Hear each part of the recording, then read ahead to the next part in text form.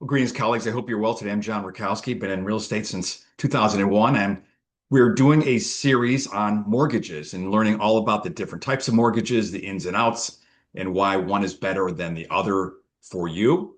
And by the way, if you enjoy these videos, subscribe to this channel so you can learn more about the real estate process, because we are here to set you up for success when it comes to buying or selling a home. So today, again, I'm joined by Mark Hogrefe. Mark, good morning.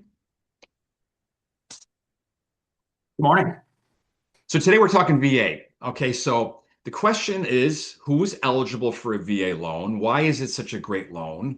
And Mhm. any negatives about a VA loan, etc. So take the stage.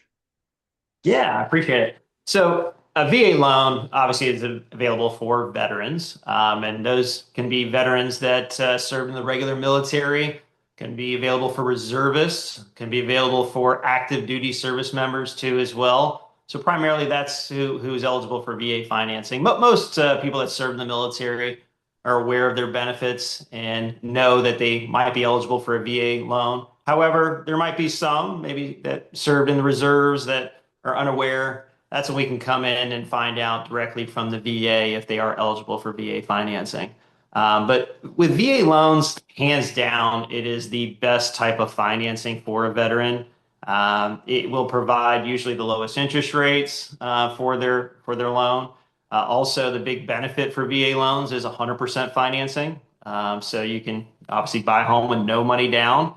And the big benefit too is there's no private mortgage insurance. Private mortgage insurance is really just a junk fee if you look at it from a perspective of a buyer or borrower. Mhm. It covers the lender in case of loss. Well, VA loans just don't have that. So that could save you hundreds of dollars per month by not having to pay that private mortgage insurance. Okay. Um, you know, I would only say a VA loan wouldn't be beneficial for somebody if they're putting a large amount down, let's say 20, 30, 40% down. Because one of the features of a VA loan is they do have a funding fee. VA loans require a funding fee for most veterans. And that funding fee can be anywhere from 1 to maybe 3.5 to maybe, sorry, 3.3% of the loan amount. And that's not paid out of pocket typically. It's just added to how much they finance. Okay. So that's maybe the small negative feature of the VA loan is that funding fee, but it's so marginal in comparison to maybe paying private mortgage insurance on like a conventional loan. So yeah, I mean, they're great programs. We do a lot of VA loans. And again, it's usually their best type of financing that they could get. Right. So that I understand correctly the funding fee. So let's say a VA buyer is buying a home for $400,000. So Mhm. basically, with the 1% to 3.3, their mortgage would be based on 404 or 412, basically, right? 100%. Correct. Yeah, Okay. so this funding fee is added to the loan, and the percentage depends on if it's maybe their first VA loan or if they've had multiple VA loans in the past. So typically, first time it's about 2.15%, but if they're getting their second or third or fourth VA loan, it's going to go up to maybe 3.3%. And there's no limit to how many VA loans somebody can essentially have as long as those loans are paid back. So if somebody buys a home with a VA loan and then they turn around and sell that property, they can get another VA loan on another property. Right. Or they can even get multiple VA loans. That's something that is eligible. And that's maybe a misconception that a lot of veterans have is they can only have one VA loan at a time. I mean, a lot of military, personnel Hmm. they move a lot, maybe they're stationed certain places or just the nature of being in the military, they might have a house in one area of the country and then they move and then they want to get another VA loan. Well, if they have enough eligibility, then they're likely to be able to get a second VA loan. Okay. Interesting. Yeah. So yeah, great program. And going back to the funding fee, so if a veteran has any service related disability, and it could be as little as like 10%, they're waived. The VA funding fee is waived. They don't have to pay that. And Wow. unfortunately, we're seeing most younger veterans coming out with some type of service related disability, Right. and they don't have to pay that funding fee. So in that situation, getting a VA loan with no funding fee, really it's hard pressed to find a better program out there in the marketplace. Yeah. Mark, would it make sense for a veteran if they had a large down payment? You said it wouldn't make sense if they had a large down payment, they'd probably go conventional. But because of the funding fee, is that why you'd suggest them going conventional? Yeah, maybe, and again, that's not going to be in all cases, but sometimes if that funding fee comes into play and they have a large down payment with conventional financing with no mortgage insurance in that case, maybe the scale would tip a little bit towards conventional financing. But it's going to be a toss up, Right. that's the rare case that maybe VA financing isn't their best option. Right. So it And that's just why, depends. yeah. And that's why you talk with, Mark and say, hey, look at this. I'm eligible. Here's where I'm at. I'm a veteran, but I've got 100 grand down. I want, let's find the best mortgage for us. Right. And, it's interesting, we haven't had the term short sale as often as we did back in the day because, values were escalating so high, so quickly, and people were getting jobs or getting loans that really weren't qualified for them, and that's what really created our situation. So I'm guessing one of the questions, I don't know if you have this conversation, but what's the plan for the homeowner? I mean, do you plan on being here for years? Because let's face it, if you're going VA and you've got a 3.3% funding fee on top, and by the way, Mark, right, there's no loan limit on VA, correct? There's not. Lenders will set usually loan limits. Typically, we'll go up to $4 million, so it's pretty Hmm. big loan amount. Right. 100% financing to 4 million. So the VA doesn't technically have a limit, but you're going to find most lenders will set limits, but they're pretty high. So four Right. million is ours. So just think about this. I mean, this is very hypothetical. So a VA buyer is buying a home for $4 million. They're putting no money down. It's their third or fourth VA loan. So they've got, approximately $120,000 in on top of the 4 million. It's going to take some time to recoup that as far as equity goes. So just keep that For in sure. mind. So, um, Yeah. okay, so who's eligible for a VA loan? I think you mentioned it. How about families of veterans? Are they eligible? Because you see the Navy credit type commercials and things like that. Who's eligible within the family to get a VA loan? Yeah, good question. We get this a lot. So typically, a family member is only eligible if it's a spouse and the veteran actually maybe was killed in the line of duty. Right. Okay, so was basically that's when the benefits will pass over to the spouse. But in most cases, that's the only exception to a spouse or to be able to get eligibility for a VA financing. The programs you see with maybe like Navy Federal Credit Union, they've created proprietary programs that are mirror VA loans. But when you really look at those programs, the terms are not as good. Hmm. They try to underwrite them based on VA guidelines, but they're just not the same. So technically, spouses or family members, if they're not veterans, they will not be eligible for a VA loan. Good. I wanted to clear that up. And I know that you helped me in the past getting different loans. And for those who are not married, so can a couple that's not married get a VA loan when one of the members is a veteran? That's a great question. And we get this all the time too, as well. So technically, to answer your question, yes, they can. However, the VA puts some restrictions on this. See, the VA will guarantee 25% of the loan.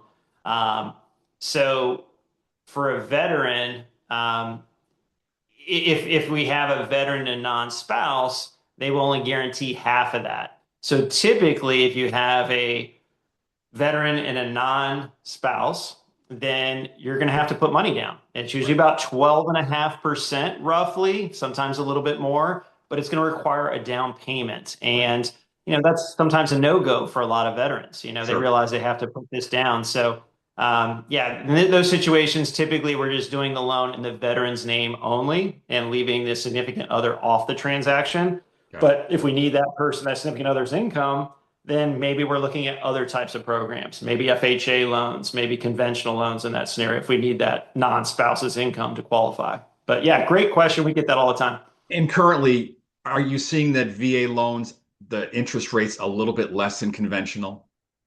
Definitely. Yes. I would say on average, it can be anywhere from a quarter to a half to sometimes 0.75% with the shifts in the market. Right. But again, that just goes back to why VA loans typically are the best type of financing for veterans. Yeah. And And just yeah, okay. it goes back to my prior point too, as well. VA interest rates and costs can vary considerably between lenders. So again, shop, talk to a couple different lenders, talk to a independent mortgage broker like us. And, Mhm. we have dozens and dozens of wholesale lenders that offer VA financing. And, sometimes that difference could be a quarter, a half a percent. So very, very important to shop for that VA loan. Right. And I think some misconceptions out there is for veterans who just, younger, first time buyers is, when you say no money down, they still need to make a deposit, okay, for on a purchase because put yourself in the seller's position. Would you take a contract on a property in which no deposit is made? Of course you wouldn't. So Mark helped me recently with a VA buyer where he had to put $3,000 down. And at closing, he got that money back. Okay. So a deposit is going to be, I don't want to say required, but a good faith estimate is what it is to show good faith that you, the VA buyer, is going to buy the home. Yes, you're getting 100% financing, so you're not bringing any money to the table, and you'll get most likely your deposit back, depending on how we can work the numbers as far as the purchase price and closing costs. So speaking of that, Mark, what is there a percentage of closing costs for a veteran that we can ask from the seller? Yeah, so technically it's about 4% of the purchase price is typically the maximum.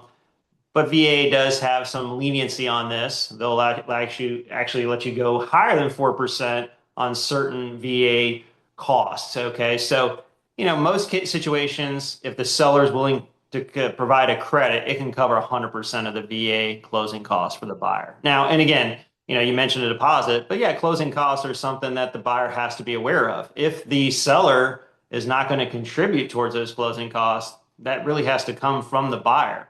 The VA will do 100% financing, but they do not technically pay for closing costs. That does come from the buyer or has to be negotiated in the contract where you can get a credit from the seller to help cover those. A lot of times a lot of veterans come to me and say, hey, I bought my last VA home and I didn't put any money out of pocket, or I just put my deposit down, I got that back. Well, typically if you look at that, the realtor probably negotiated a credit with the seller to help cover those closing costs for them. And Okay. So, mhm. yeah. And, closing costs can vary based on the purchase price. Sometimes they're as low as 2%. Sometimes we see them 4 to 5%, depending on the price of the home and the cost, of that property. So that's when you're getting with the mortgage professional, you're getting detailed estimates.